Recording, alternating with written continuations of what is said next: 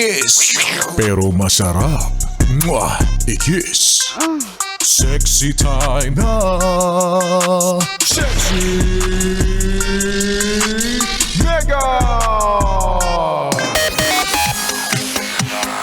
Tuwing umuulan, ano ang masarap gawin? Masarap matulog.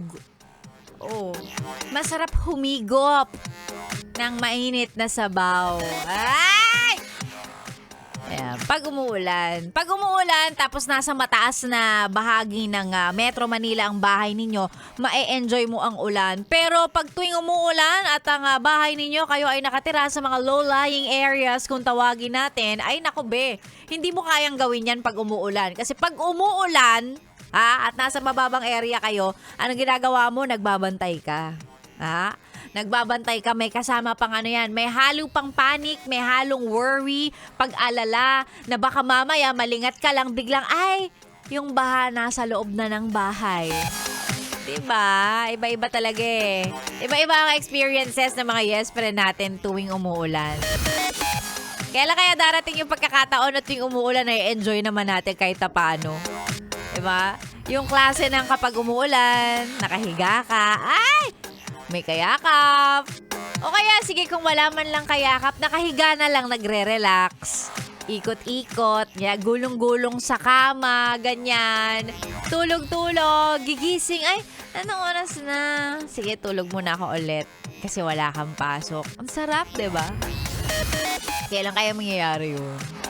Ay, malalaman natin kung ganyan ang eksena pag dumating yung tag-ulan ng 2026. Sa ngayon, alam ko ang ini-enjoy ng marami sa mga yes friend natin ay yung malamig na panahon. Sabi nga nila, ngayon para tayong naka-aircon. Kaya naman, sige po, i-enjoy nyo na yan. Yung bang talagang nagagamit, yung mga jacket na panglamig.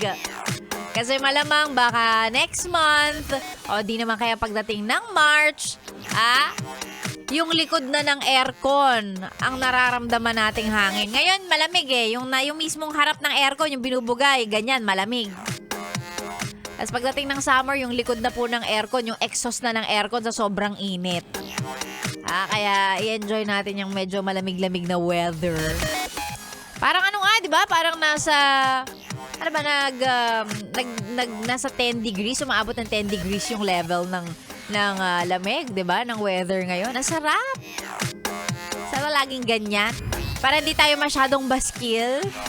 Hindi tayo masyadong haggard.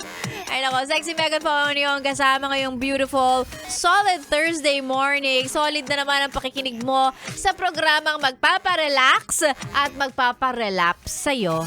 Relax. Chillax 101, kasama na si Sexy Megan. Tuloy-tuloy hanggang mamayang tanghali. Sa mga nais magpa-shoutout, pwede po isend ang mga pa-shoutout sa ating Facebook page, DJ Megan, Yes FM. Opo, Sexy Megan na ang inyong kasama. Dito lang sa 101.1 Yes FM. Solid! Good morning mga Yes friend!